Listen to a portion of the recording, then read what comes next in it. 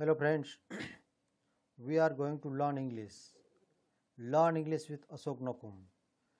આ એક એવું બેઝિક પ્લેટફોર્મ છે, એટલે કે મૂળભૂત પ્લેટફોર્મ કે જેના દ્વારા આપણે અંગ્રેજી સારી રીતે શીખી શકીએ, બોલી શકીએ, વાંચી શકીએ અને સમજી શકીએ.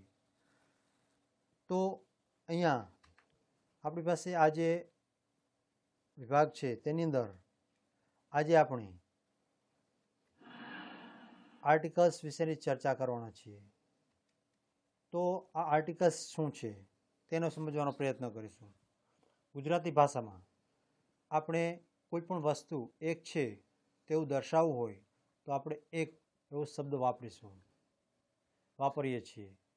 પરંતુ અંગ્રેજી ભાષામાં આવો કોઈ એવો વર્ડ નથી કે જેના દ્વારા આપણે એવું કહી શકીએ કે આ એક વસ્તુ છે.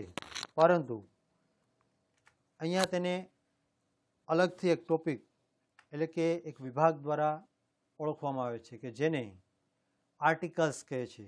તો આ આર્ટિકલ્સ વિશે આપણે જે ચર્ચા કરવાના છીએ તે ચર્ચાને આગળ વધારતા પહેલાં થોડી બેઝિક માહિતી મેળવવી ખૂબ જ જરૂરી છે.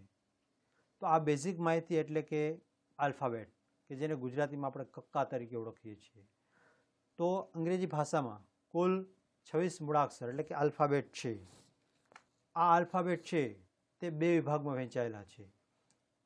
તેમાંથી પ્રથમ વિભાગ છે વ્યંજન તરીકે તેને ઓળખવામાં આવે છે કે જેને આપણે કોન્સોનન્ટ્સ કહીએ છીએ, અને બીજો વિભાગ કે જે સ્વર તરીકે ઓળખીએ છીએ. તેમાં અંગ્રેજી ભાષામાં 5 અક્ષરનો સમાવેશ થાય છે: એ, ઈ, આઈ, ઓ અને યુ, કે જે વાઉલ્સ તરીકે ઓળખાય છે. અંગ્રેજી ભાષામાં કુલ 3 આર્ટિકલ્સ છે: એ, એન અને ધ. આ આર્ટિકલ્સ છે તેને અલગ અલગ બે ભાગમાં વહેંચવામાં આવેલા છે કે જે તમે આ ચાર્ટ દ્વારા જોઈ શકો છો.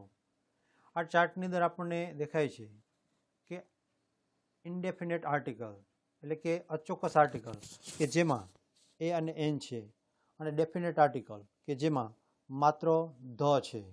તો આ દરેકનો આપણે અભ્યાસ કરીશું. આ આર્ટિકલ્સના બે ભાગ પડે છે.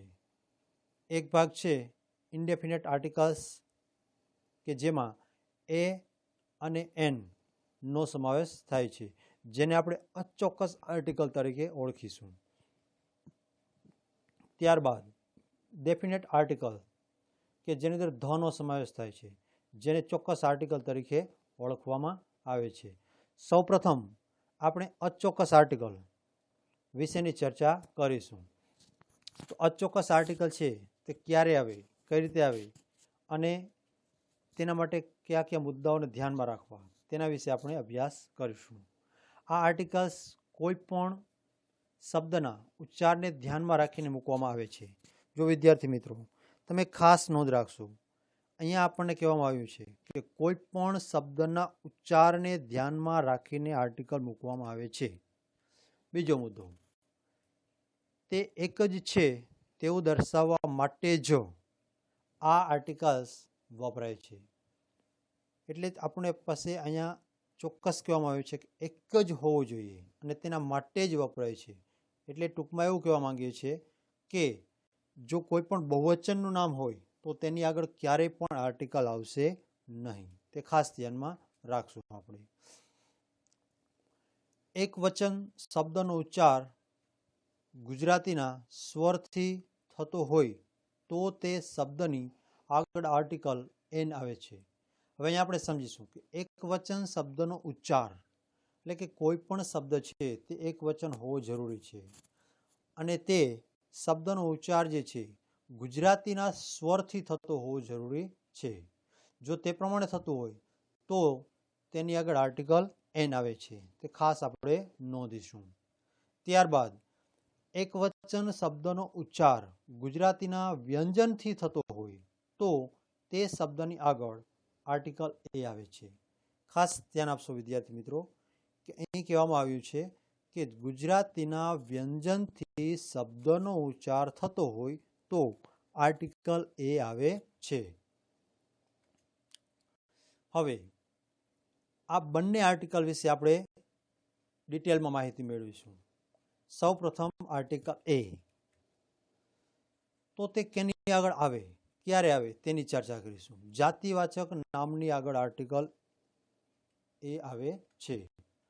તો તેનું ઉદાહરણ જોઈએ આપણે. સૌ પ્રથમ જોઈશું કે અ ગર્લ.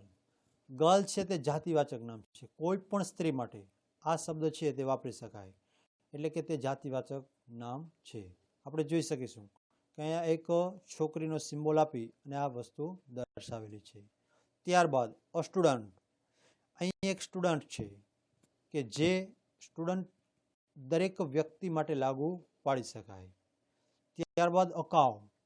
કાવ એટલે કે કોઈ એક નિશ્ચિત ગાયની વાત નથી કરવામાં આવી, પરંતુ કોઈ પણ ગાયને લઈ લ્યો તો તેની આગળ આર્ટિકલ એ આવે છે, એટલે કે તે જાતિવાચક નામ છે.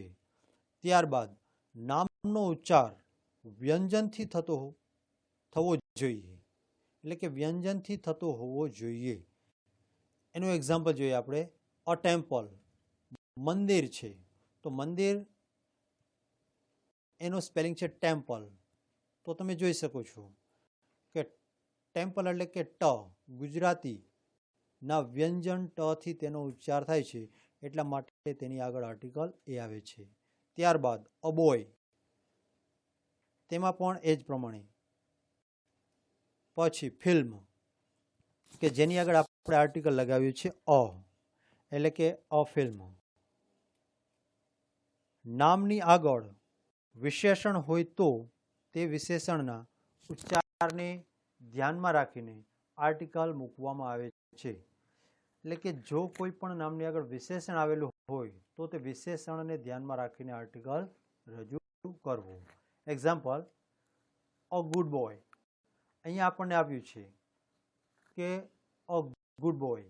તો અહીંયા બોય છે તે નામ છે, જ્યારે તેની આગળનો શબ્દ અ ગુડ, એટલે કે ગુડ શબ્દ જે છે તે વિશેષણ છે, તો તેના ઉચ્ચારને ધ્યાનમાં રાખીને આર્ટિકલ એ મૂકવામાં આવ્યું છે. A new pen. અહીં પણ પેન શબ્દ છે તેની આગળ ન્યૂ શબ્દ તે એક વિશેષણ છે, તો તેની આગળ આર્ટિકલ એ આવ્યું છે. ત્યારબાદ હવે આપણે આર્ટિકલ એન ની ચર્ચા કરીશું. કોઈ પણ જાતિવાચક નામનો ઉચ્ચાર સ્વરથી શરૂ થતો હોય તો તેની આગળ આર્ટિકલ એન આવે છે. ધ્યાન આપશો કે ઉચ્ચાર છે તે સ્વરથી શરૂ થતો હોવો જોઈએ, તો તેની આગળ આર્ટિકલ એન આવે છે. Example elephant. આપણે જોઈશું એલિફન્ટ એટલે અ થી ઉચ્ચાર તેનો થાય છે, તો તેની આગળ આર્ટિકલ એન આવે છે. An egg. ઈંડુ. તો એનો ઉચ્ચાર પણ અ થી થાય છે, તો આપણે એની આગળ આર્ટિકલ એન મૂક્યો છે. એપલ. તો તે પણ એનો ઉચ્ચાર જે છે અ થી થાય છે, તો એની આગળ પણ આર્ટિકલ એન આવ્યું છે. ઓરેન્જ. તો ઓરેન્જ એ પણ એક ઓ થી ઉચ્ચાર, એટલે કે સ્વરથી ઉચ્ચાર થાય છે, એટલા માટે આર્ટિકલ એન આવ્યું છે. વિશેષણનો પહેલો અક્ષર વ્યંજન હોય પણ તેનો ઉચ્ચાર સ્વરથી શરૂ થતો હોય તો તેની આગળ આર્ટિકલ એન આવે છે. એ ખાસ ધ્યાન આપશો કે કોઈ પણ વિશેષણ અથવા તો કોઈ પણ વ્યંજન હોય તેનો ઉચ્ચાર સ્વરથી થતો હોય, કોઈ પણ શબ્દનો ઉચ્ચાર સ્વરથી થતો હોય, વિશેષણનો ઉચ્ચાર સ્વરથી થતો હોય, તો ત્યારે તેની આગળ આર્ટિકલ એન આવે છે. Example an hour. એક કલાકનો ટાઈમ.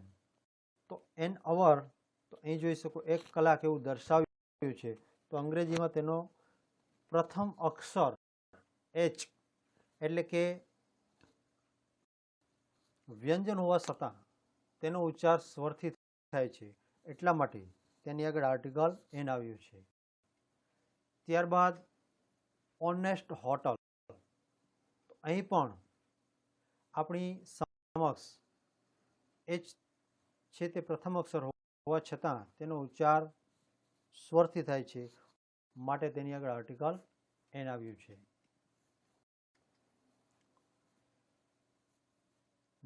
નામનો પહેલો અક્ષર સ્વર હોય પણ તેનો ઉચ્ચાર વ્યંજનથી થતો હોય તો આર્ટિકલ એ આવે છે. એટલે કે કોઈ પણ એવું નામ હોય કે જેનું પ્રથમ અક્ષર કદાચ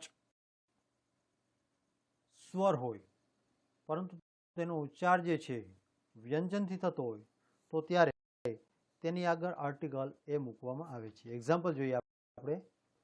અ યુનિયન, એક સમૂહની ચર્ચા કરવામાં આવી છે. અહીં પ્રથમ અક્ષર યુ છે. પ્રથમ અક્ષર છે તે અંગ્રેજી પ્રમાણે જોઈએ તો તેનો સ્વર છે, પરંતુ તેનો ઉચ્ચાર ગુજરાતીના વ્યંજન પ્રમાણે થાય છે. એટલા માટે આર્ટિકલ એનની જગ્યાએ એ આવેલો છે. ત્યારબાદ અ યુનિવર્સિટી.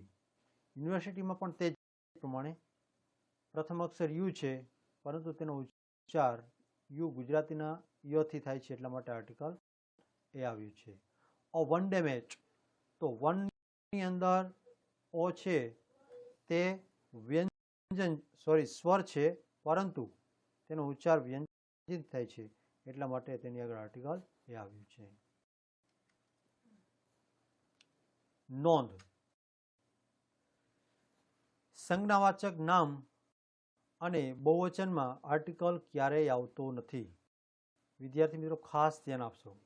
કોઈ પણ સંજ્ઞાવાચક નામ હોય કે કોઈ પણ બહુવચનનું નામ હોય તો તેની આગળ આર્ટિકલ ક્યારે મૂકવામાં આવતો નથી.